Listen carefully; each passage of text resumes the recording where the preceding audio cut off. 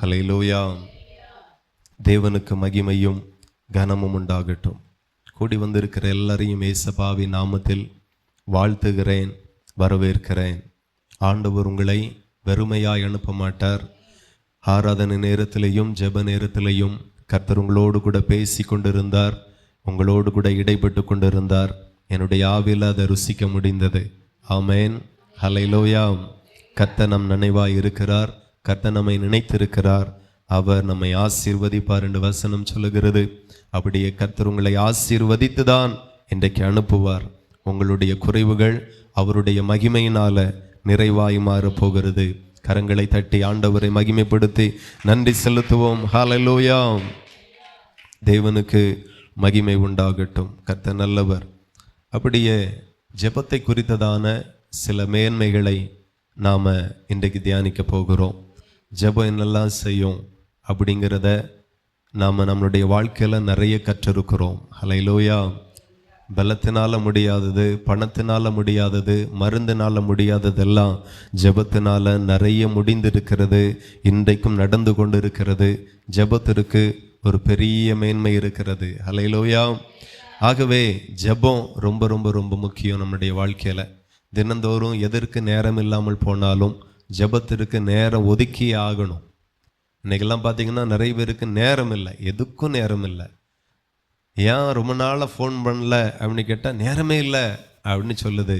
என்ன, எந்த கம்பெனிக்கு வேலைக்கு போனீங்க? இல்லை, வீட்டில் தான் இருக்கிறேன். இதுக்குள்ள வேற ஹவுஸ் ஒய்ஃப் வேறு, அவங்க வேலைக்கே போகிறதில்ல, வீட்டில் தான். ஆனாலும் ஃபோன் பண்ணி பேசுறதுக்கு நேரம் இல்லை, ஜெபிக்க நேரம் இல்லை, சந்திக்க நேரம் இல்லை. இப்படி எத்தனையோ காரியத்திற்கு நேரம் இல்லை, நேரம் இல்லை, நேரம் இல்லை அப்படிங்கிறோம். நான் என்ன சொல்கிறேன்னா, எதுக்குமே நேரம் இல்லாமல் இருக்கட்டும், ஜெபத்திற்கு உங்கள் வாழ்க்கையில் நிறைய நேரத்தை நீங்கள் தான் ஒதுக்கணும்.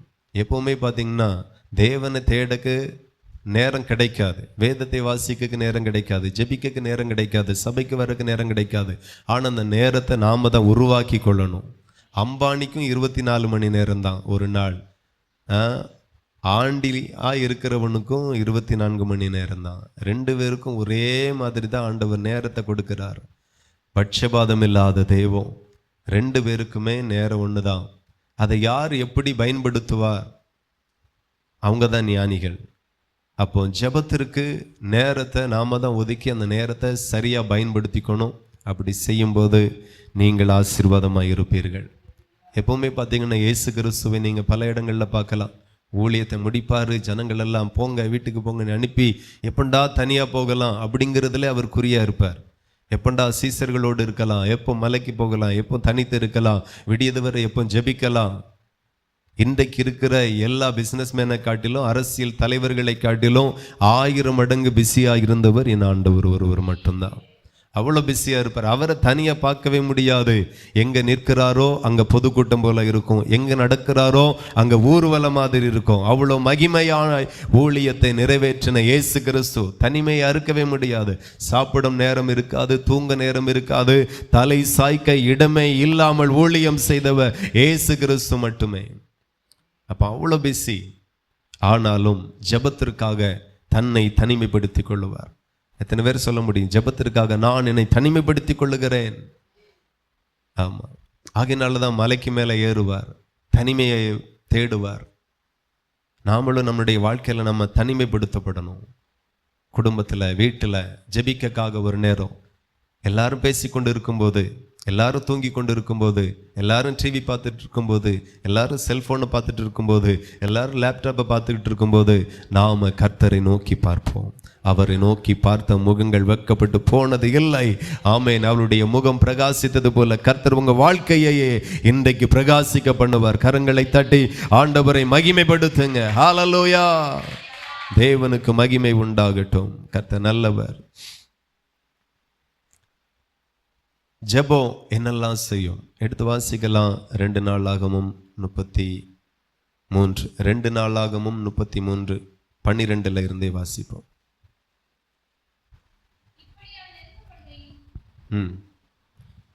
இப்படி அவன் நெருக்கப்படுகையில் தன் தேவனாகிய கர்த்தரை நோக்கி கெஞ்சி தன் பிதாக்களின் தேவனுக்கு முன்பாக மிகவும் தன்னை தாழ்த்தினான். அவரை நோக்கி அவன் விண்ணப்பம் பண்ணி கொண்டிருக்கிற போது அவர் அவன் கெஞ்சுதலுக்கு இறங்கி அவன் ஜெபத்தை கேட்டு அவனை திரும்ப எருசலேமிலுள்ள தன்னுடைய ராஜ்யத்திற்கு வரப்பண்ணினார். கர்த்தரே தேவன் என்று அப்பொழுது மனாசே அறிந்தான். அல்லேலூயா. இந்த இடத்துல மனாசே ஜெபம் பண்ணி கொண்டிருக்கும்போது அவன் கெஞ்சுதலுக்கு இறங்கி அப்படின்னு ஒரு வார்த்தை பயன்படுத்தப்பட்டிருக்கிறது. ஆண்டவர் எங்க இறங்குகிறார்? ஜெபத்திற்கு இறங்குகிறார். அல்லேலூயா. அவரை ஒரு மனுஷனால இறங்கி வர பண்ண முடியுமா அப்படின்னா முடியும். என்ன செய்தால் முடியும் அப்படின்னா ஜெபம் பண்ணினால் கர்த்தரை இறங்கி வர பண்ண முடியும். நம்முடைய ஜெபம் என்னெல்லாம் செய்யும் அப்படின்னா வானத்தையும் பூமியையும் படைத்த ஆண்டவரையே நாம் பண்ணுகிற இந்த ஜெபம் அவரை இறங்கி வர பண்ணுகிறது. தேவனுக்கு மகிமை உண்டாகட்டும்.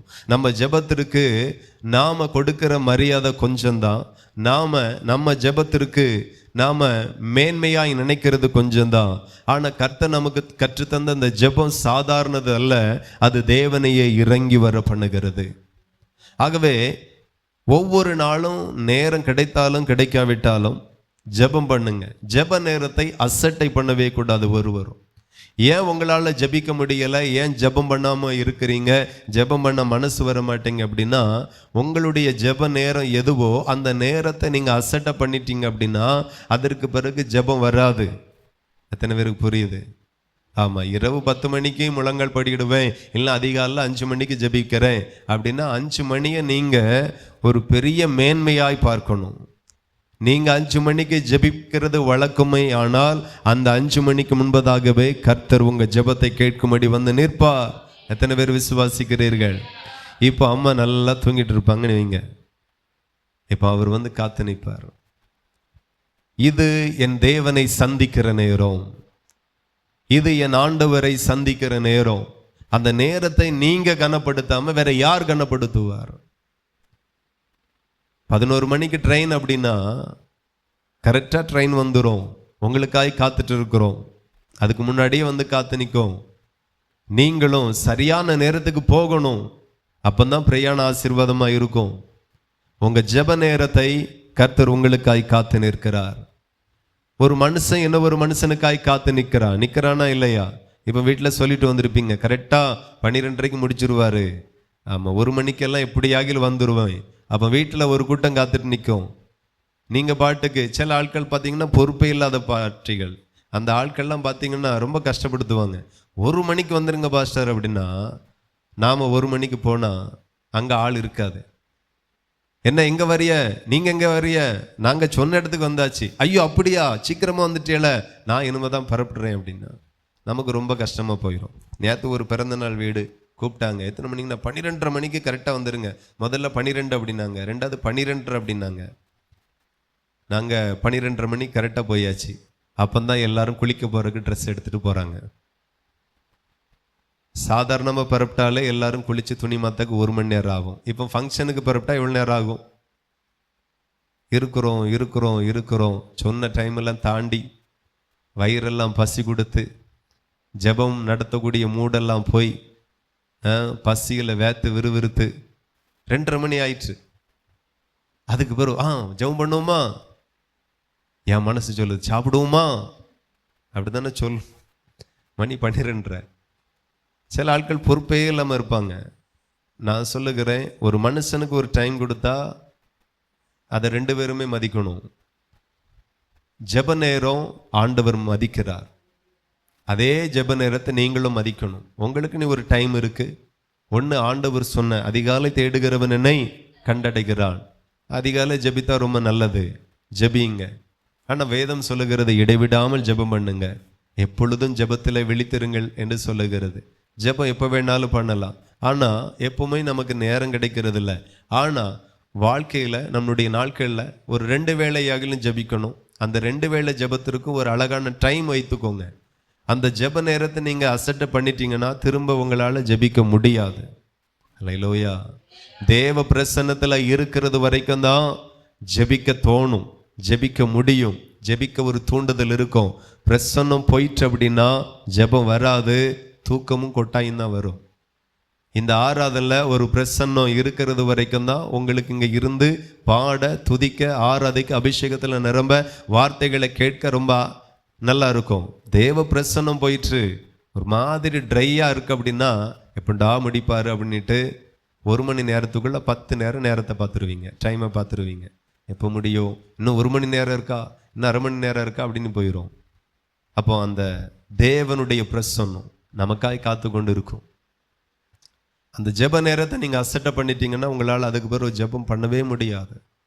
ஜெபம் என்னெல்லாம் செய்யும் அப்படின்னா தேவனை இறங்கி வர பண்ணும். அதை ஒரு தேவனுடைய பிள்ளைகளும் இருதயத்தில் வைத்து கொள்ளணும். இன்னைக்கு பல காரியத்திற்காக நம்ம ஜெபிக்க போகிறோம். 10 குறிப்போடு நம்ம தேவனுடைய சமூகத்துக்கு போகிறோம். 10 குறிப்புக்கும் மனுஷன் இறங்க போகிறதில்ல. உங்களையும் என்னையும் படைத்த தேவன் நிச்சயமாய் இறங்குவார். நான் சொல்லுகிறேன், ராஜாக்களுக்கு இறங்கின தெய்வம் நமக்கு இறங்குகிறது எம்மாத்திரம். ராஜாக்களுடைய தேவை மிகவும் பெருசு, அது ஒரு தேசத்திற்கான தேவை. ஆனால் தேசத்தில் இருக்கிற சாதாரண மக்களுடைய தேவை அது ரொம்ப சின்ன தேவை.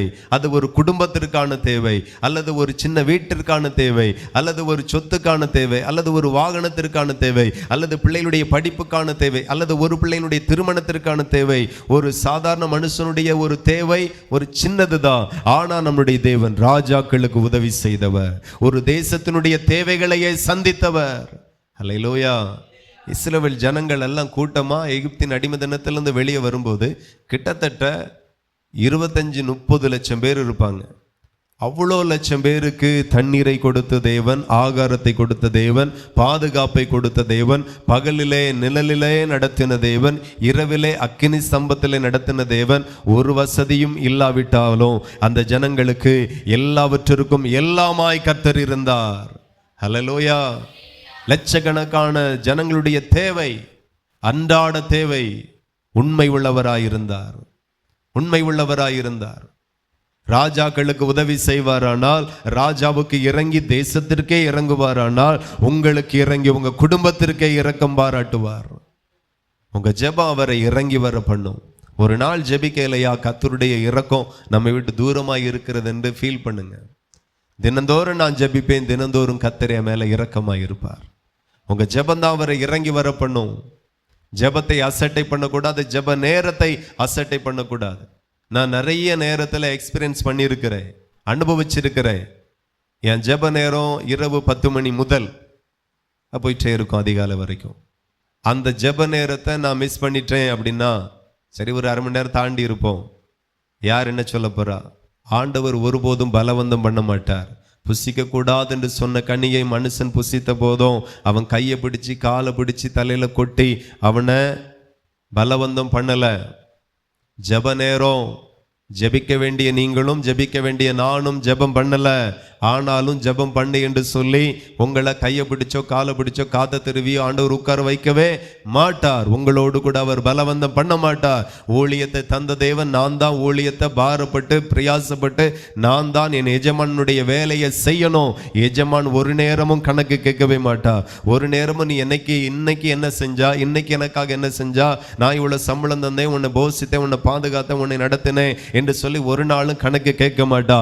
ஆனா ஒரு நாள் வரும், எல்லாரும் அவருக்கு கணக்கு ஒப்புவிக்க வேண்டிய நாள் சீக்கிரமாய் வருகிறது. உனக்கு நல்ல நாளை தந்தேன், நல்ல சுகத்தை தந்தேன், நல்ல அனுகூலத்தை தந்தேன், உன்னை நல்லா வச்சிருந்தேன், நீ எனக்கா என்ன செய்தாய் என்று கேட்பார். கேட்பாரா கேட்க மாட்டாரா?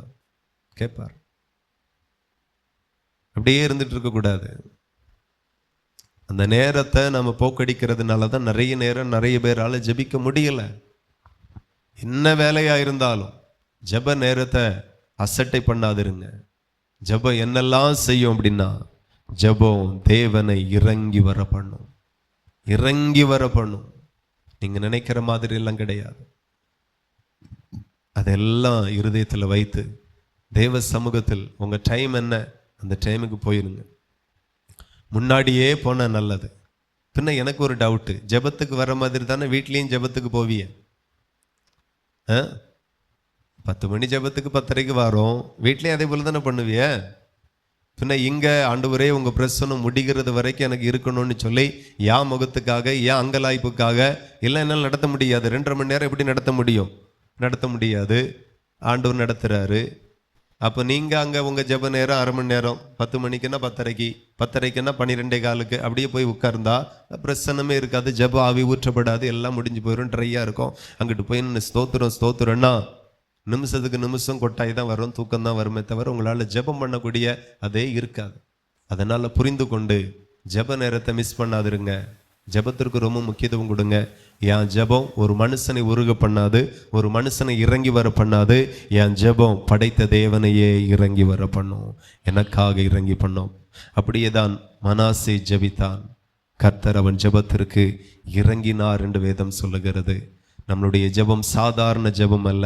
நான் விசுவாசிக்கிறேன், இன்றைக்கு நாம் ஜெபித்த ஜெபத்திற்கு தேசத்திற்கு இறங்கி இருக்கிறார், உங்கள் குடும்பத்திற்கு இறங்கி இருக்கிறார், இந்த ஊழியத்திற்கு இறங்கி இருக்கிறார்.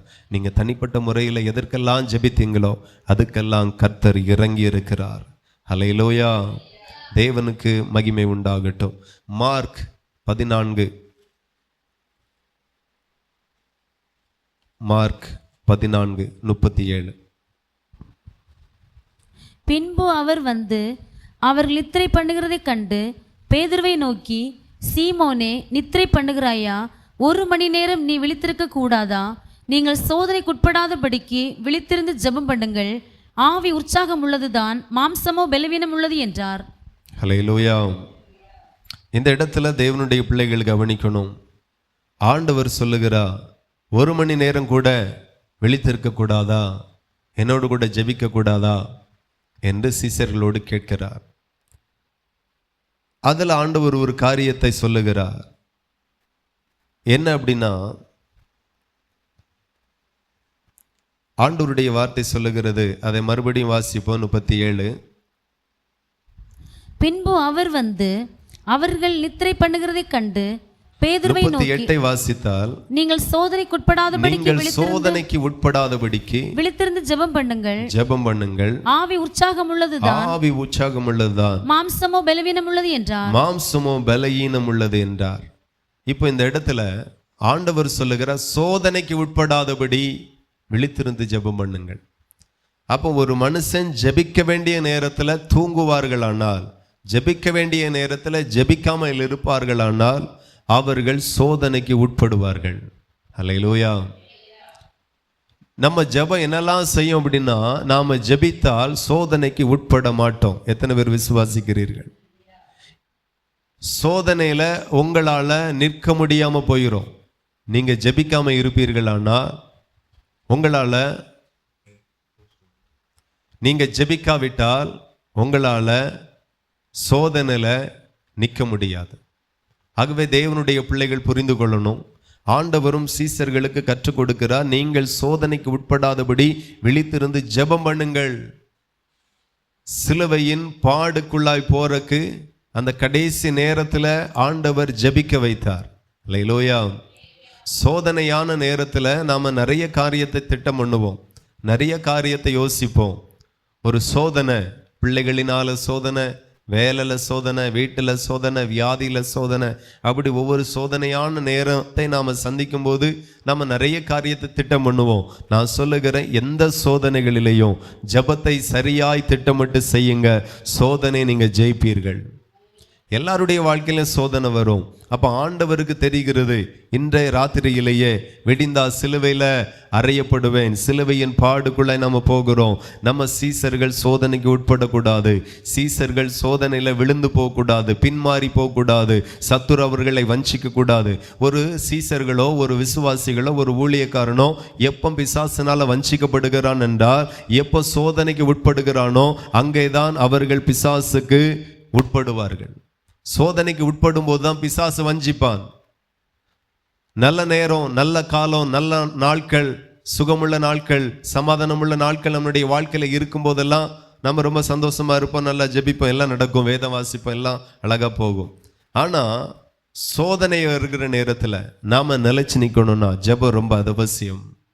சோதனை நாட்களில் நீங்க சோதனைக்கு உட்படாதபடி ஆண்டவர் உங்களை பாதுகாக்க வேண்டுமே ஆனால் அது ஜெபத்தினால மட்டும்தான் சாத்தியம்.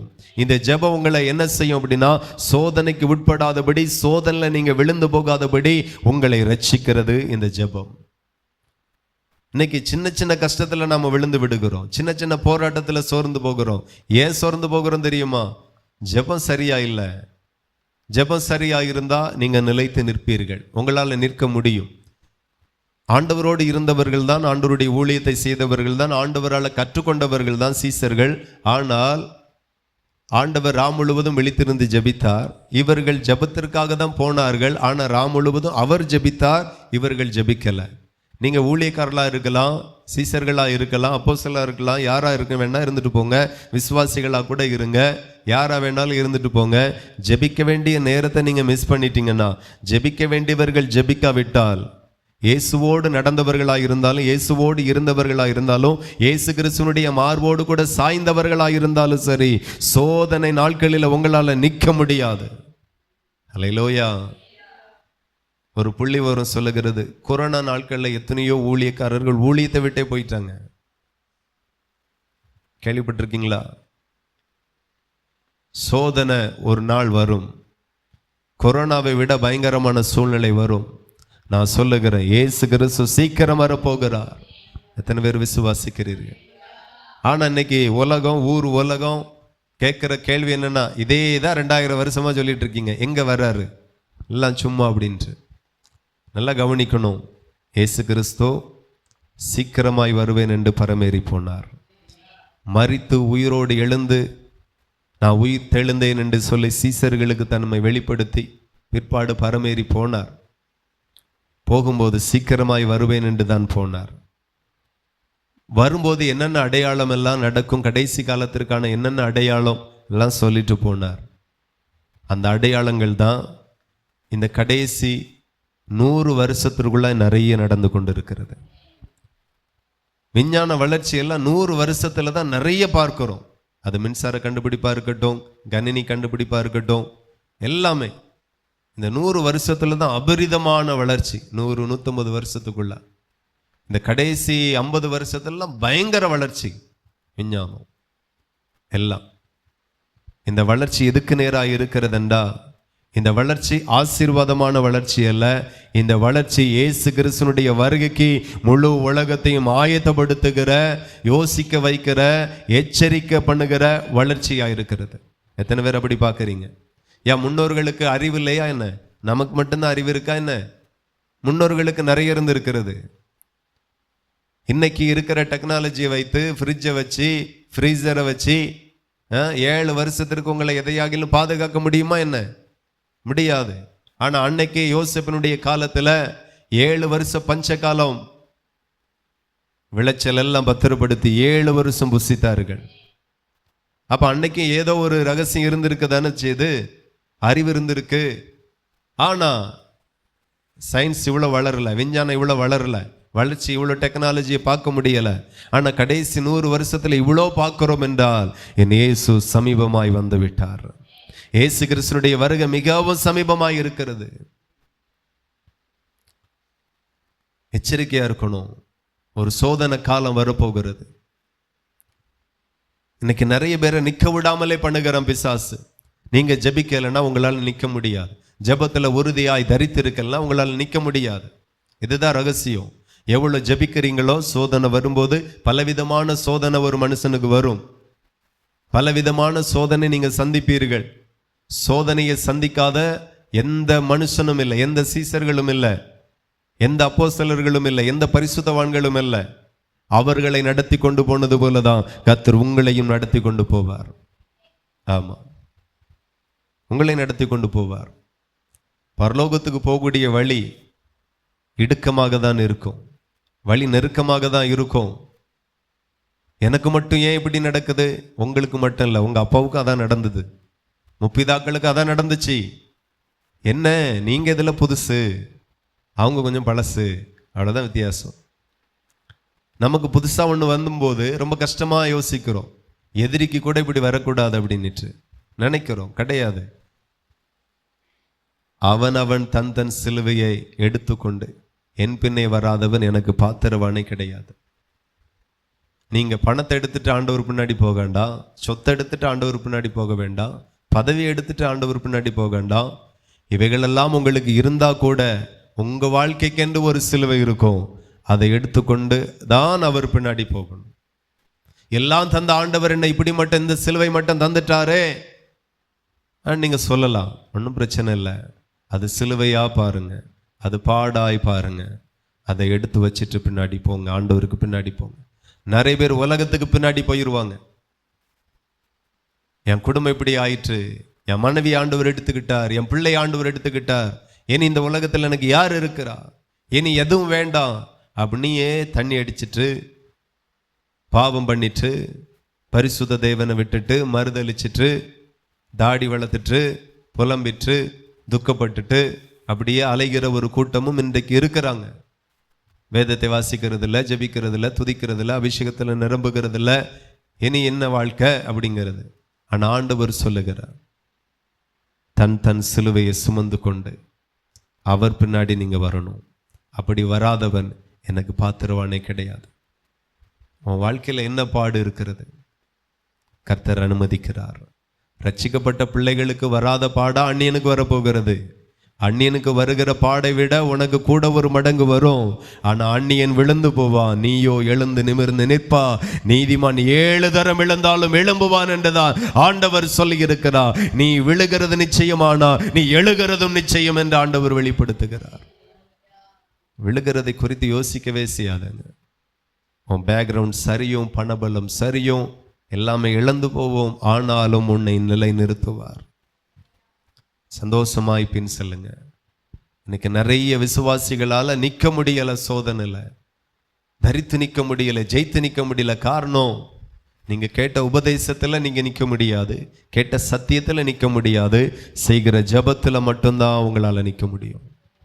ஆண்டவரோடு நடந்தவர்கள் தான் சீசர்கள், ஆண்டவரோடு பேசினவர்கள், ஆண்டவருடைய மகிமையெல்லாம் பார்த்தவர்கள் தான். ஆனாலும் அந்த நைட்ல ஜெபிக்கல, தூங்கினார்கள். இப்போ ஜெபெல்லாம் முடிஞ்சது, காட்டி கொடுக்கணும் வந்தான், கைது பண்ணினார்கள். அத்தனை சீசர் கூட்டத்தில் இருந்த 11 பேரும் சிதறடிக்கப்பட்டார்கள். எல்லாம் மறுதளித்து ஓடினார்கள். பேதுரு பச்சையா மறுதளித்தான், தூசித்தான், நிந்தித்தான். யாராலே நிற்க முடியல. எல்லாவற்றையும் விட்டு ஆண்டவருக்கு பின்னே வந்தவர்கள். நீங்க ஆண்டவருக்காக எல்லாவற்றையும் விட்டு இருக்கலாம், கோத்திரத்தை விட்டு இருக்கலாம், குடும்பத்தை விட்டு இருக்கலாம், ஊரை எதிர்த்து ஆண்டவருக்கு பின்னாடி வந்திருக்கலாம், குலத்தை எதிர்த்து வந்திருக்கலாம். விக்கிரகாரம் அதெல்லாம் புறக்கணிச்சு வரியெல்லாம் தரமாட்டேன், இயேசுவினுடைய பிள்ளையா நான் வாழுவேன், எனக்கு எதுவும் வேண்டாம் என்று சொல்லி நீங்க வந்திருக்கலாம். சீசர்களும் அப்படிதான் வந்தார்கள். ஆனால் எல்லாம் வந்தது ரைட்டு தான். ஆனாலும் முன்னால நிலைத்து நிற்க வேண்டுமே. ஆனா நீங்க ஜெபிக்கணும். ஜெபிக்காவிட்டால் உங்களால நிற்க முடியாது. சீசர்களால கூட நிற்க முடியல. மறுதளித்து போனார்கள், பிரிந்து போனார்கள், விட்டுட்டு போனார்கள்.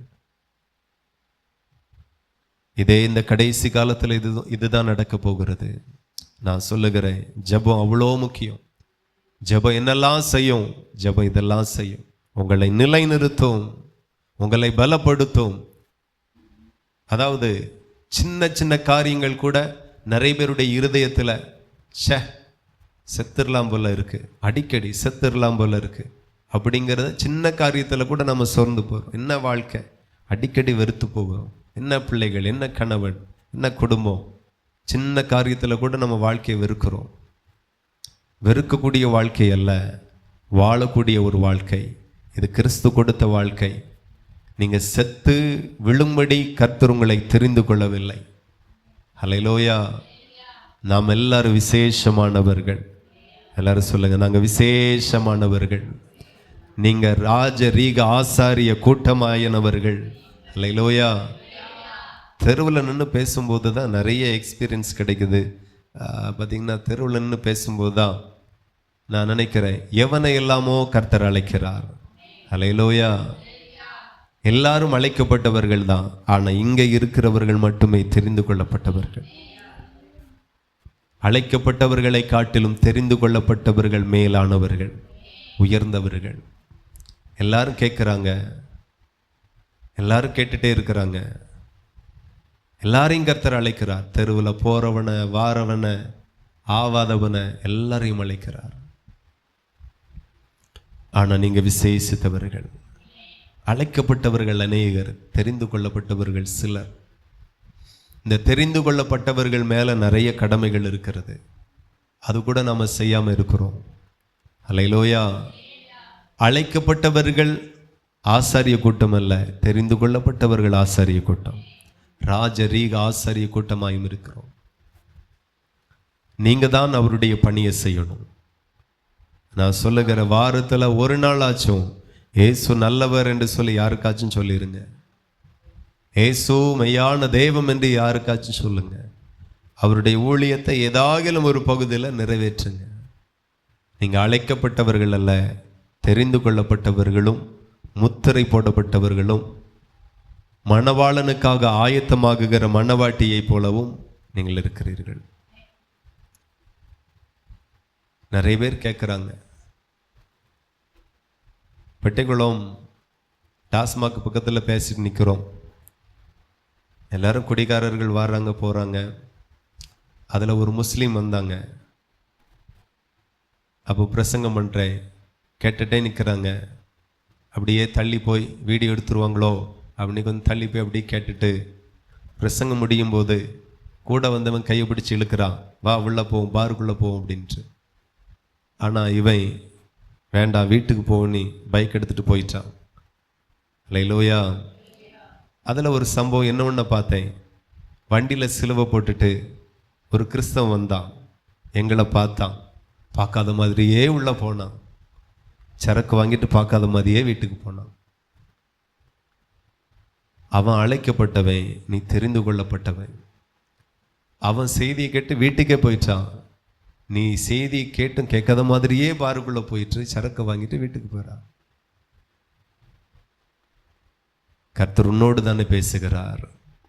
ஒரு ஊழியக்காரன் தெருவில் நின்று பேசினாலும், ஒரு ஊழியக்காரன் சபையில் நின்று பேசினாலும், அவனோடு இருந்து பேசுகிறவர் என் தேவனுடைய ஆவியானவர்.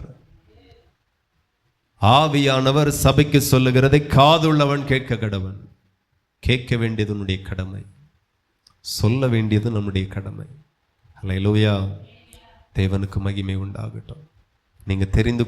நீங்கள் அழைக்கப்பட்டவர்கள் அல்ல, தெரிந்து கொள்ளப்பட்டவர்கள். அழைக்கப்பட்டவர்களை காட்டிலும் நீங்கள் விசேஷித்தவர்கள். எத்தனை பேர் நம்புகிறீங்க? சோதனைக்கு உட்படாதபடி விழித்திருந்து ஜெபம் பண்ணணும். சோதனைக்கு உட்படாதபடி விழித்திருந்து ஜெபம் பண்ணணும். ஜெபந்தான் சோதனைக்கு உட்படாது.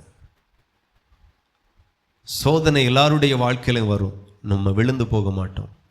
பலவிதமான சோதனை, பணத்தில் சோதனை வரும், மாம்ச ஆசை இச்சையில் சோதனை வரும்,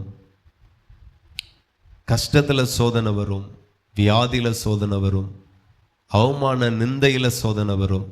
இப்படி எத்தனையோ சோதனை இந்த உலகத்தில் நமக்கு முன்பதாக இருக்கிறது.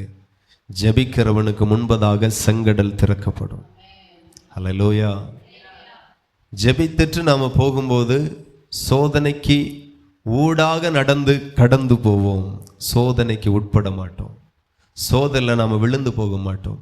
சோதனை வந்தது ஜெபிக்காததுனால சீசர்களால் யாராலே நிற்க முடியலை, விழுந்து போனார்கள். ஆனாலும் இயேசு கிறிஸ்து சிலுவையை சுமந்து இரத்தத்தை சிந்தி அவர்களுக்காக ஜீவனையே கொடுத்தபடினால் மறுபடியும் சீசர்களை இயேசு தேடி வந்தார். நீங்க சோதனைக்கு உட்பட்டு எங்கேயோ போயிட்டீங்க, ஊழிய வேண்டாணி போயிட்டீங்க, ஆண்டவரே வேண்டாணி போயிட்டீங்க. ஆனாலும் அவருடைய அன்பு உங்களை நெருக்கி ஏவுகிறது. ஏன்னா உங்களை சாதாரணமாக மீட்கல, தன்னுடைய இரத்தத்தை சிந்தி மீட்டெடுத்திருக்கிறார். தன்னுடைய சரீரத்தையே உங்களுக்காக பலியாக்கி உங்களை மீட்டெடுத்திருக்கிறார். உங்களை எப்படி கைவிடுவார்? ஆகவே தேவனுடைய பிள்ளைகள், நீங்க விழுந்து போறதுக்கு காரணம், உங்களால் நிற்க முடியாம போறதுக்கு காரணம், அடிக்கடி பார்த்தீங்கன்னா பாவத்தில் விழுந்துருதேன், இச்சையில விழுந்துருதேன், போராட்டத்தில் விழுந்துருதேன், என்னால் கண்ட்ரோல் பண்ண முடியல, தாறுமாறா பேசுறதேன், ஏதோ உங்க கண்ட்ரோல்ல இல்லை நீங்க அப்படின்னா சோதனையில் உங்களால் நிற்க முடியலன்னு அர்த்தம். நீங்க ஜெபித்துட்டு பாருங்க, எல்லாம் உங்க கண்ட்ரோலுக்குள்ள இருக்கும். நீங்க ஜெபிக்காம போனா கண்ட்ரோல் பண்ண முடியாத அளவுக்கு எல்லாம் மீறி போயிடும். இயேசு கிறிஸ்து ஜெபித்தார், சிலுவையிலே ஜெயித்தார். நீங்க ஜெபிப்பீர்களானால் பாடுகளிலே ஜெயிப்பீர்கள். ஒரு பாடு எப்போதுமே ஒரு மனுஷனுக்கு ஒரு பாடு வந்துன்னா அந்த பாடுக்கு பிறகு ஒரு பெரிய மகிமை இருக்கும். எத்தனை பேர் நம்புகிறீர்கள்? ஆமா, பாடு நிச்சயமாய் வரும். பாடுகளுக்கு பிறகு ஒரு பெரிய மகிமை இருக்கிறது. இன்னைக்கு பிசாசானவன் பாடுகளுக்குள்ளாக போக முடியாதபடி நம்மளை சோர்ந்து போக பண்ணுகிறான். ஏன்னா அவனுக்கு தெரியும், பாடு சகிச்சா நிச்சயம் ஒரு மேன்மை உண்டு. பாட கடந்துட்டாங்கன்னா மகிமை பார்த்துருவாங்க. செங்கடலை தாண்டிட்டாங்கன்னா காணான பார்த்துருவாங்க. வனாந்தரத்தை தாண்டிட்டாங்கன்னா ஒரு செழிப்பு பாலும் தேனும் ஒடுகிற தேசத்தை கண்டுருவாங்க. இவங்களை எப்படியாக வஞ்சிக்கணும், எதில் வஞ்சிக்கலாம்? ஏதோ ஒரு காரியத்தில் வஞ்சிக்கலாம். உங்க இருதயத்துக்கு என்ன பிடிக்கிறது?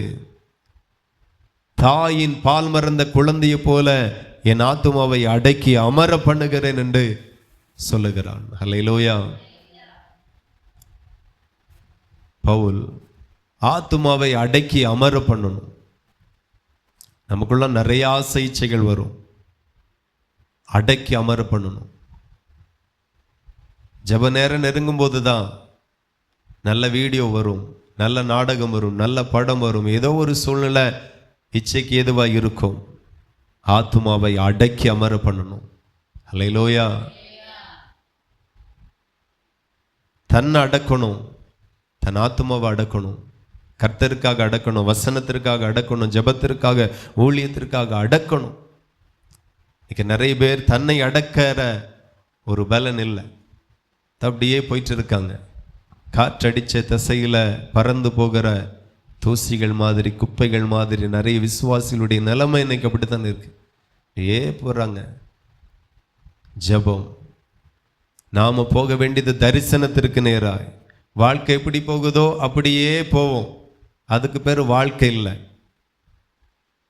ஆமா, வாழ்க்கை எப்படி போகுதோ அப்படியே போவோம், அது வாழ்க்கை இல்லை. தரிசனம் எப்படி இருக்கிறதோ அப்படிதான் நம்ம வாழ்க்கை இருக்கணும்.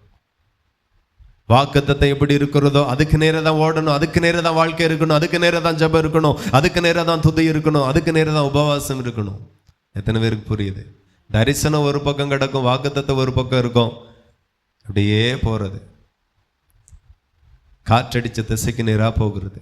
வாழ்க்கை எந்த பக்கமாக போகுதோ அந்த பக்கமாக நகர்ந்து போகிறது.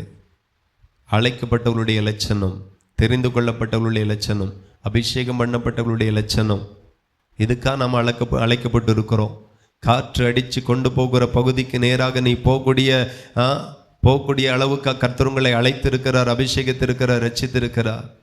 ஏன் தரிசனம் தந்தார், ஏன் வாக்குத்தத்தம் தந்தார், ஏன் வெளிப்பாடு தந்தார், ஏன் தீர்க்கதரிசிகளை கொண்டு பேசினார். நீ யார் என்கிறதை உனக்கு நல்லா தெரியும். நீ யாரா ஆக வேண்டும் என்கிறதை கர்த்தர் பேசியிருக்கிறார். அதுவா ஆகாதது வரைக்கும் உன் தரிசனம், உன் திட்டம், உன் பிரயாசம் அதற்கு நேராக தான் இருக்கணும். அல்லேலூயா. நிறைய சபைக்கு ஆண்டவர் 100 பேரை கொடுத்த உடனே போதும், அப்படியே சைலண்டா இருக்காங்க. அன்னைக்கு ஒரு ஊழியக்காரர் சொன்னார், அழகா சொன்னார். ரொம்ப நாள் ஆச்சு, அதை ஞாபகப்படுத்தாம அப்படி விட்டனால என்ன சொன்னான்னு கொஞ்சம் அப்படி கன்ஃபியூஸில் இருக்கு. பாஸ்டர் எப்படி ஊழியம் அந்த ஊரில் எல்லாம் நல்லா போகுதா? அப்போ அவர் சொன்னார், சூப்பராக போகுது. எவ்வளோ பேர் வராங்க? கொஞ்சம் ஆத்துமாக்கள், நிறைவான ஆசீர்வாதம் அப்படின்னார். என்ன ஒரு மாதிரியா பார்க்குறீங்க? கொஞ்சம் ஆத்துமாக்கள், நிறைவான ஆசீர்வாதம் அப்படின்னார். எனக்கு ஒன்றுமே புரியலை. ஏன்னா நீங்கள் முன்னாடி இதே போல் சொல்லியிருந்தால் நமக்கு புரியும், இதான் விஷயமா இருக்கும் அப்படின்னா. முன்னால நான் கேட்டதே கிடையாது. ஊழியத்தில் நிறைய பேர் இப்படி பார்க்கலாம். கொஞ்சம் ஆத்துமாக்கள், நிறைய ஆசீர்வாதம் அப்படின்னார். அப்போ இல்லை பாஸ்டர் புரியலை எப்படி அப்படின்னு கேட்டா, நான் ஒருவேளை அபிஷேகத்தில் கூடியிருப்பாரோ, வரங்களில் கூடியிருப்பாரோ, நம்ம சிந்தனை எப்படி இருக்கோ அப்படி தான் நாம் அடுத்தவங்களை நினைப்போம் அப்படின்னு நான் கேட்குறேன். இல்லை பாஸ்டர் புரியலை என்ன அப்படின்னா, இல்லை பாஸ்டர் எங்கள் சபையில் 19 பேர் இருக்காங்க. 19 பேரும் கிட்டத்தட்ட 6 குடும்பத்தை சார்ந்தவங்க. அந்த 6 குடும்பமும் நல்ல சம்பாதிக்கிற குடும்பம். அதான் சொன்னேன், குறைந்த ஆத்துமாக்கள், நிறைவான ஆசீர்வாதம் அப்படின்ட்டு. ஆத்துமாக்கள் வரட்டும் தப்பு இல்லை, காணிக்க வரட்டும், தேவைகள் சந்திக்கப்படட்டும் தப்பு இல்லை. ஆனால் நிச்சயமா இவ்வளோ மகிமையான அழைப்பு பெற்றனா இவ்வளோ சின்ன ஒரு நிறைவுக்குள்ளாய் கர்த்தர் ஒரு நாளும் வைக்க மாட்டார். எத்தனை பேர் நம்புறீங்க? நம்ம தரிசனம் ஆயிரங்களுக்கு, சின்னவன் ஆயிரமும் சிறியவன் பலத்த ஜாதியும் ஆவாள். அல்லேலூயா. இதுதான் நம்ம தரிசனம். ஆனால் நிறைய பேருக்கு இதுவே போதுங்கிற மாதிரி இருக்கு. போதும், நல்ல புருஷன் கிடைச்சிருக்கிறார், போதும், என்ன ஜபிக்கணும், நல்ல பிள்ளைகளை தந்திருக்கிற, போதும். ஒரு ஆணுக்கு ஆண், ஒரு பெண்ணுக்கு பெண். எத்தனை பிள்ளைகள்? ஒரு ஆம்பளை ஒரு பொம்பளை. சொல்லச்சிலையே பெருமை தெரியும். என்ன பிள்ளை? 2 ஆம்பளை பிள்ளைகள். அது சொல்லும் போதே தெரியும், இனி எனக்கு என்ன அப்படிங்கிற மாதிரி. இவ்வளவுதானா? ஜாதிகளுக்கு தகப்பனாய் கர்த்தர் தெரிந்து கொண்டார் ஆபிரகாமை. ஜாதிகளுக்கு தகப்பனாய் ஆண்டவர் தெரிந்து கொண்டார். ஆபிரகாம் புறப்பட்டு போய் கொஞ்ச நாட்களிலே கர்த்தர் அவனை ஆசீர்வதித்து சீமானாய் மாற்றுகிறார். அவனுடைய ஆஸ்தியை பூமி தாங்கக்கூடாத அளவுக்கு இருந்தது.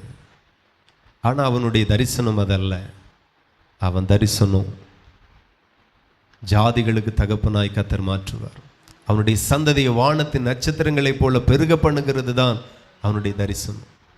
இப்போவே நல்லா தானே இருக்கிறோம். நிறைய பேருக்கு அப்படித்தான். இப்போவே நல்லா தானே இருக்கிறோம். அப்போ வாக்குத்தத்தம் இந்த சபையில் யாராக இருக்கட்டும், படித்தவர்கள் முதல் கொண்டு படிக்காதது வரையிலும் எடுத்துக்கோங்க, எல்லார் மேலேயும் ஒரு மகிமையான வாக்குத்தத்தத்தை கர்த்தர் தந்திருக்கிறார். ஓட்டம் அதுக்கு நேராக தான் இருக்கணும். நல்ல கணவன் இருக்கிறாரு, நல்ல ஜாப் இருக்குது, நல்ல பிள்ளைகள் இருக்குது, நல்ல வீடு இருக்குது, இப்போ பெயிண்டிங்கெல்லாம் பண்ணியாச்சு, வேற என்ன, எல்லாம் முடிஞ்சு அப்படியே இருந்துட்டா வாழ்க்கை இருந்துடும். இது உங்கள் தரிசனம் இல்லை, இது உங்கள் அழைப்பு இல்லை. அழைப்புக்கு நேரெல்லாம் ஓடணும். 10 விசுவாசி வந்து நல்லா தர ஆரம்பித்த உடனே போதும், கொஞ்சம் ஆத்துமாக்கள், நிறைவான ஆசீர்வாதம் போதுமா என்ன? எவ்வளோ மகிமையான தெய்வம். ஆண்டவர் சொல்லுகிறார், நீங்க உலகமெங்கிலும் புறப்பட்டு போய் சகல சிருஷ்டிக்கும் சுவிசேஷத்தை பிரசங்கம் பண்ணுங்கள். ஆமென். நாம சபையை சுற்றி சுற்றி வரோம். நம்ம மேல இருக்கிற அழைப்பு என்ன? நாம ராஜரீக ஆசாரிய கூட்டம். உதிக்கிற உன் ஒளியின் இடத்துல ராஜாக்கள் நடந்து வருவார்கள். ஆமாவா இல்லையா? என்னைக்கு வருவாவ? உங்கள்கிட்ட தான். என்னைக்கு வருவான் ராஜா? வர்றதெல்லாம் வம்பு பண்ணுக்கு தான் வருது. எது வந்தாலும் வம்பா தான் வருது. ராஜா என்னைக்கு வருவான்? அபிஷேகம் அவ்வளோ மகிமையானது. நீங்க பெற்ற அபிஷேகம், கர்த்தர் உங்கள் மேல வைத்திருக்கிற அபிஷேகம் அவ்வளோ மகிமையானது. ஆனா நாம அபிஷேகத்தை கூட எங்கேயோ விட்டாச்சு. சில ஆள்கிட்ட கேட்டு பாருங்க, அபிஷேகம் பெற்றிருக்கீங்களா? 2005 பெற்றாச்சு. இருக்குதா? இப்போ இல்லை, இழந்துட்டேன். அபிஷேகத்தை கூட எங்கேயோ விட்டாச்சு, தரிசனத்தை எங்கேயோ விட்டாச்சு, அழைப்பை எங்கேயோ மறந்துட்டோம். நாம சாதாரணவர்கள் கிடையாது. என்ன திருப்தி ஆயிட்டோம், அவ்வளோதான். திருப்தி ஆயிட்டோம், போதும், அப்படி பழகி போச்சு. சில ஆட்கள் பார்த்தீங்கன்னா ஒரு நிலைமை மோசமாகி பிச்சை எடுக்கிற நிலைமையில வந்திருப்பாங்க. இப்போ பிச்சை எடுத்து 1 வருஷம் ஆயிருக்கும். பரவாயில்ல, நல்லா தானே இருக்கு, நல்லா சாப்பாடு நல்லா கிடைக்குது, வாரம் போகிறவெல்லாம் ஒருத்தன் கேக்கு தரான், ஒருத்தன் பிரெட்டு தரான், ஒருத்தன் சாக்லேட் தரான், ஒருத்தன் பிஸ்கட் தரான், ஒருத்தன் பண்ணு தரான். வீட்டில் கூட பொண்டாட்டி எப்படி தர மாட்டா. காலையில் கஞ்சி, விடிய காலத்தில் சூடு பண்ணது ஏதாவது போடுவா. இங்கே சுட சுட கிடைக்குது, பைசா கிடைக்குது, ஒன்றும் பிரச்சனை இல்லை, ஹாப்பி லைஃப். இதுக்காக மேலே உன்னை ஆண்டவர் அழைச்சார். ஏதோ ஒரு காரியத்தில் நம்ம சுகமாக வாழ படிச்சுக்கிட்டோம். ஞான ஸ்நானம் பெற்றாச்சு, அபிஷேகம் பெற்றாச்சு. உங்கள் தலையின் மேலே இருக்கிற அபிஷேகம் இந்த உலகத்திற்கே வெளிச்சத்தை கொண்டு வரக்கூடியது என்கிறதை மறந்து போகாதீங்க. நீங்கள் தான் இந்த பூமிக்கு உப்பாக இருக்கிறீங்க. நீங்கள் தான் இந்த உலகத்துக்கு வெளிச்சமாக இருக்கிறீங்க. அவ்வளோ மகிமையானவர்கள் முடங்கி இருக்கிறோம். தரிசனத்துக்கு நேராக ஓடுகிறது கிடையாது, சுகபோகத்துக்கு நேராக ஓடுகிறது. இப்போ அந்த கடல்ல இருந்து மட்டும் ஆண்டவர் விடுவிச்சிட்டாரோ போதும், வியாதிலிருந்து விடுதலை தந்துட்டாரோ போதும். இப்போ விடுதலை வந்தாச்சு, போதும்னு இருக்கிறோம். ராஜாக்கள் இன்னைக்கு வருவார்கள். எப்போ இயேசுவா மாறுவீங்க? இயேசு கிறிஸ்து உங்களை அவரை போல மாற்றும்படிதான் தன் மாம்சத்தை பிக்கும்படி ஒப்பு கொடுத்து இரத்தத்தை உங்களுக்காக பூமியில சிந்தி பரமேறி போய் தன்னுடைய ஆவியையே உங்களுக்கு கொடுத்தார். இப்போ நான் சொல்லுகிறேன், நாம கிறிஸ்துவில மாம்சத்துல மாம்சமாய் இருக்கிறோம், கிறிஸ்துவின் இரத்தத்துல இரத்தமாய் இருக்கிறோம், கிறிஸ்துவின் ஆவில ஆவியாய் இருக்கிறோம். கிறிஸ்துவின் ஆவியில்லாதவன் அவருடையவன் அல்ல. அவர் உங்களை அவரை போலவே மாற்ற விரும்புகிறார், மாற்றி இருக்கிறார். நாம தான் மாற மாட்டேங்கிறோம். இப்படியே இருந்தால் போதும், நல்ல கணவனார், நல்ல பிள்ளைகள், நல்ல ராதாபுரம் கணபதி நகரில் நல்ல ஒரு வீடு, அப்பப்போ அங்கங்கே போகிறதுக்கு ஒரு கார் இருக்குது, ஒரு பைக் இருக்குது, போதும். அல்லேலூயா. பரலோகம் கேட்டு உங்களுக்காக திறக்கப்படணும். வெறுங்கையா போக முடியாது. அநேகரை நீதிக்கு உட்படுத்துகிறவர்கள் பரலோகத்தில் நட்சத்திரத்தை போல ஜொலிப்பார்கள். நாம கொஞ்சத்திலே அப்படி திருப்தி ஆயிட்டோம். நிறைய ஊழியங்கள் அப்படித்தான் இருக்கு. விசுவாசிகள் அதுக்கு மேல இருக்கிறோம். நம்ம யார் என்கிறது நமக்கே அடையாளம் தெரியல. கோழி குஞ்சுக்கு கூட வளர்க்கப்பட்ட கழுகு குஞ்சியும் நானும் கோழிதான், நானும் கோழிதான், நானும் நாட்டுக்கோழி தான், நானும் குப்பை கின்றவன் தான், என்னால் நடக்க தான் முடியும், பறப்பேன், எப்போவாச்சும் ஒருக்கா பறப்பேன், எப்பவும் பறக்க முடியாது, பறப்பேன், ஒரு 10 அடிக்கு வேணா பறப்பேன், அதுவும் கண்டினியூவாக பறக்க முடியாது, நானும் இவன் தான் நினச்சிட்டு இருந்துச்சு. சிறகெல்லாம் இருந்துச்சு, தோற்றமெல்லாம் இருந்துச்சு, பலனெல்லாம் இருந்துச்சு, அந்த சத்துவம் இருந்துச்சு. ஆனாலும் பார்வை நானும் கோழிதான் என்று அந்த கோழிங்கிற நினப்பு இருக்கிறது வரைக்கும் அது கோழியாகவே இருந்துச்சு. ஒரு நாள் ஒரு கழுகு, மரத்துக்கு கீழே இருந்த இந்த கழுகு கிண்டிட்டே இருக்க கோழியை போல, ஆனால் மரத்துக்கு மேலே இருந்த கழுகு தன்னுடைய சிறகை திடீரென்று விரித்தது. அல்லேலூயா. கீழே இருந்த கழுகு பார்க்குது, இப்போ குஞ்சு இல்லை, அது வளர்ந்துட்டு இப்போ கீழே இருந்த அந்த கழுகை பார்க்குது, என்னடா நம்மளை போல இருக்கான், ஆனால் நாம கீழே இருக்கோம், அவன் மட்டும் மேலே இருக்கிறான், வரும் நமக்கு, எப்பா நம்மளை விட நல்லா சாரியா, நம்மளை விட நல்லா வீடானி வரும் தானே, அதில் வரும், ஆனால் இதில் வராது, மண்டியில் கொட்டணும். நம்மளை விட ஒரு பிள்ளை ரொம்ப சண்டை, அவளுக்கு மட்டும் அவ்வளோ சூப்பரான மாப்பிள்ளை, எனக்கு மட்டும் இப்படியா, இன்னும் என்னம்மா பண்ண முடியும், மாற்ற முடியும், அதிலெல்லாம் உனக்கு போட்டி வருது. இது பார்க்குது, அவன் மேலே இருக்கான், நான் கீழே இருக்கேன், பார்த்துட்டே இருக்கு. நம்மளை போல தானே கால் இருக்குது, நம்மளை போல தானே சிறகு இருக்குது, ஆனால் நாம் கீழே இருக்கிறோம், அவன் மட்டும் மேலே இருக்கிறான். கொஞ்ச நேரமாச்சு, மேலே இருந்த கழுகு சிறகு விரிக்குது. ஏ அப்பா, நமக்கு நீ விரிக்கவே இல்லை, வேற எப்படி தெரியும், நீ மடக்கி வச்சிருக்க, உன் அபிஷேகம் அவ்வளோ பெருசு. அது விரிக்குது, சிறகு அடிச்சு பறக்குது. அது பார்த்துட்டே இருக்கு, எவ்வளோ தூரம் பறக்கும், நம்மளே போல என்ன, நம்ம 10 அடி பறக்கிறோம், அவன் வேணா ஒரு 15 அடி பறந்துட்டு கீழே வந்துடுவான், அப்படியே பார்த்துட்டு இருக்கு. அது பறக்குது, மரத்தை விட ஹைட்டா பறக்குது. ஹல்லேலூயா. பல 100 அடி தாண்டி பறக்குது. யாரும் பறக்கக்கூடியாத உயரத்திற்கு கழுகு பறக்குது. கீழே இருந்த இந்த பல கழுகு பார்த்துட்டே இருக்குது. ஏன் நம்மளால முடியலை? நீ உன்னை யாரோன்னு நினைச்சா அது வரைக்கும் முடியலை. இப்போ ஓ இனம் இது. காகத்தின் வம்சங்கள் நான் அல்ல, சிங்கத்தின் குட்டி நானே.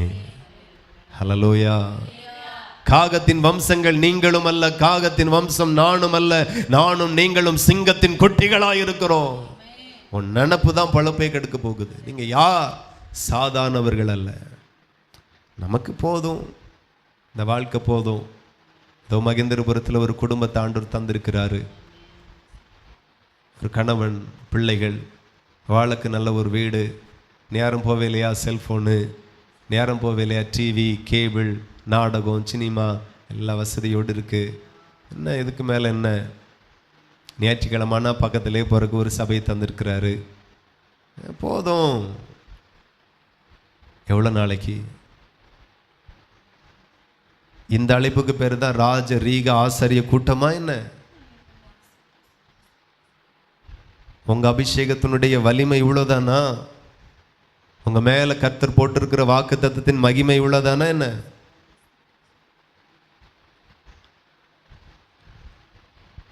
ஆவியில எழுமுங்க, அபிஷேகத்தில் எழுமுங்க. நீங்க இப்படிப்பட்டவர்கள் அல்ல. உலகத்தை கலக்குகிறவர்கள் இங்கேயும் வந்து விட்டார்கள். பவுலை பார்த்து சொல்லுகிற மெர்க்குரி, அவன் பயங்கரமான மெர்க்குரி. ஒவ்வொரு பேரும் மெர்க்குரி. ஒரு ஊருக்கே வெளிச்சம் கொடுக்கிற வெளிச்சம், உலகத்திற்கே வெளிச்சம் கொடுக்க வேண்டிய வெளிச்சம் நீங்களா இருக்கிறீங்க. நிறைய பேருக்கு தெரியலை. ஏதோ வாழுறோம், ஏதோ ஓடுறோம், ஓடிட்டே இருக்கிறோம். எந்த மனுஷனையும் பிரகாசிக்கக்கூடிய மெய்யான ஒளியாய் அவர் இருக்கிறார். நீங்க எப்படி வேணாலும் இருந்துட்டு போங்க, படிச்சவங்களா இருங்க, படிக்காதவங்களா இருங்க, வசதியானவர்களா இருங்க, வசதியே இல்லாதவர்களா இருங்க, ஆனா அவர் எந்த மனுஷனையும் பிரகாசிக்கிற மெய்யான ஒளியா இருக்கிறார். ஹல்லேலூயா. உங்களை அவர் நித்தமும் பிரகாசிக்க பண்ண ட்ரை பண்ணுகிறார். பிரகாசிக்கும்படி வார்த்தை அனுப்புகிறார். நீங்க இன்னும் எழும்பி பிரகாசிக்கும்படி அபிஷேகத்தை ஊற்றிக்கொண்டே இருக்கிறார். உங்க அபிஷேகம் எங்கேயோ ஒரு இடத்துல சேதமாகுது. எண்ணெயும் திராட்சை ரசத்தையும் சேதப்படுத்தாதே என்று வெளிப்படுத்தல யோவானுக்கு தரிசனம் ஆண்டவர் கொடுக்கிறார். உன் மேல ஒரு எண்ணெய் இருக்கு, உன் மேல ஒரு திராட்சை ரசம் இருக்கிறது, உன் மேல அப்பாவினுடைய மாம்சம் இருக்கிறது. ஹல்லேலூயா. நீ எங்க கொண்டு போய் சேதப்படுத்துற? சிம்சோன் சேதப்படுத்திட்டான். அவன் அபிஷேகம் வேல்யூ இல்லாம போயிட்டு இன்னும் பிரயோஜனம் இல்லை.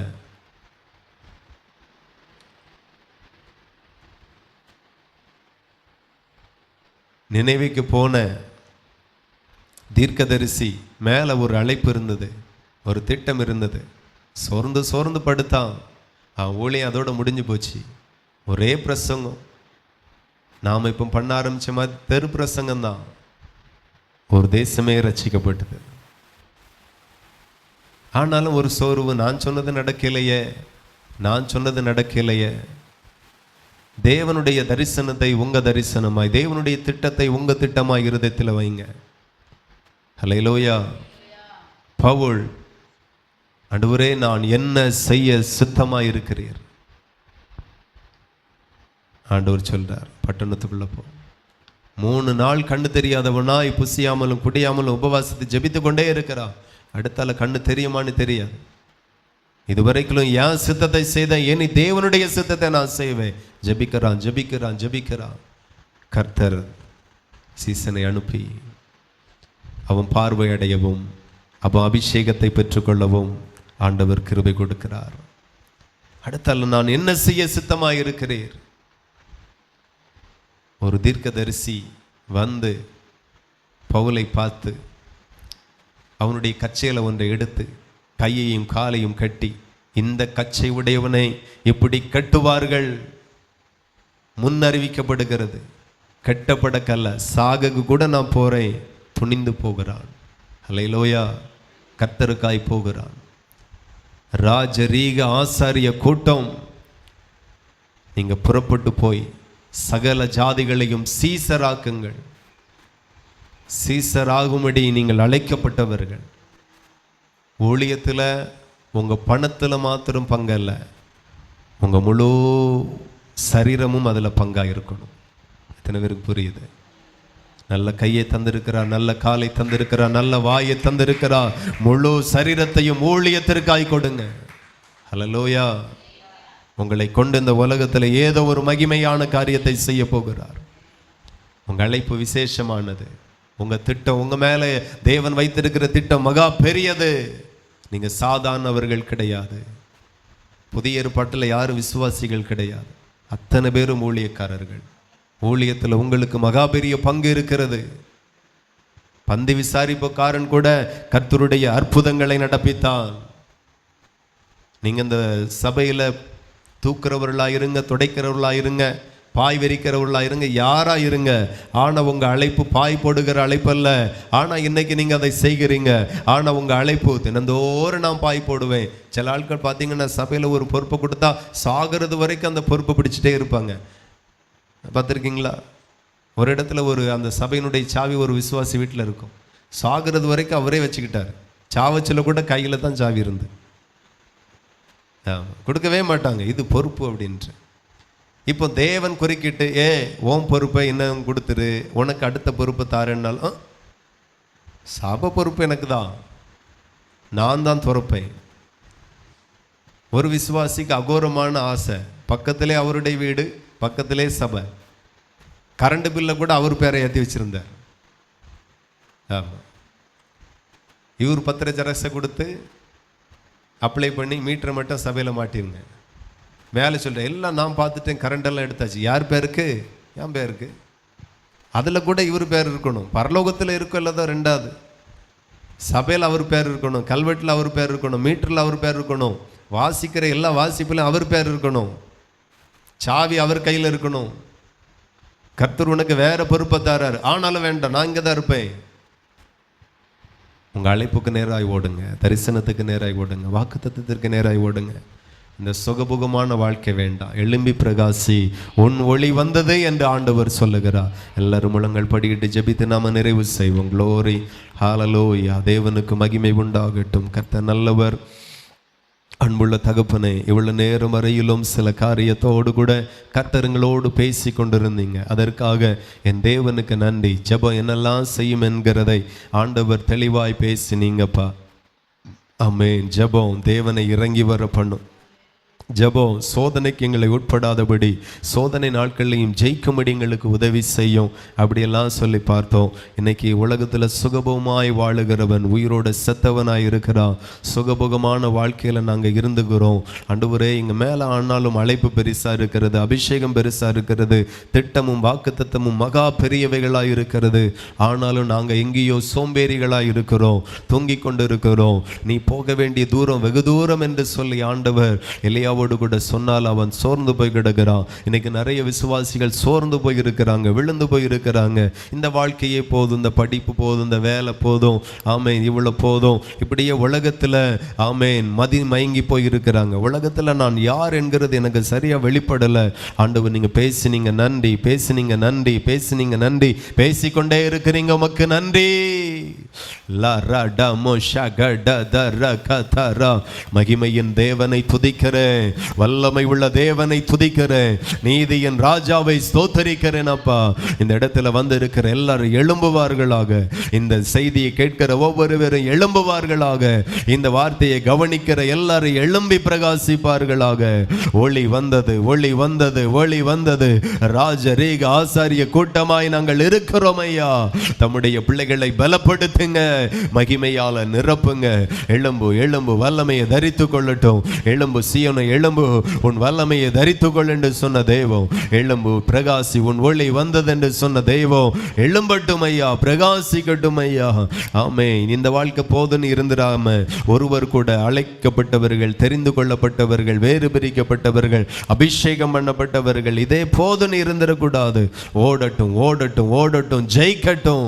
கர்த்தருடைய கரங்களில் ஒப்பு கொடுக்கிறேன். ஆசீர்வதிங்க, பிரகாசிக்க பண்ணுங்க. தொடர்ந்து இம்மட்டுமாய் ஆண்டவரே தேவ சமூகத்தில் கூடி வரும்படியான பாக்கியத்தை எங்களுக்கு கொடுத்தீங்க. மனதார தேவனுக்கு நன்றி செலுத்துகிறேன். வந்திருக்கிற எல்லாரையும் ஆசீர்வதித்து அனுப்புகிறேன். இன்று முதல் இவர்கள் எழும்பி பிரகாசிப்பார்களாக. உதிக்கிற இவர்களுடைய வெளிச்சத்தினிடத்தில் ராஜாக்கள் நடந்து வருவார்களாக. அப்படிப்பட்ட மேன்மைக்குரிய பாத்திரங்களாய் மாற்றுங்க. ஆசீர்வதிங்க. இயேசுவின் நாமத்தில் ஜெபிக்கிறோம். ஜெபங்களும் நல்ல பிதாவே. என் ஆத்துமாவே கர்த்தரை ஸ்தோத்திரி, என் முழு உள்ளமே பரிசுத்த நாமத்தை ஸ்தோத்திரி. என் ஆத்துமாவே கர்த்தரை ஸ்தோத்திரி, கர்த்தர் செய்த சகல உபகாரங்களை மறவாதே. ஆமென். ஹல்லேலூயா. கர்த்தர் உங்களை ஆசீர்வதிப்பார்.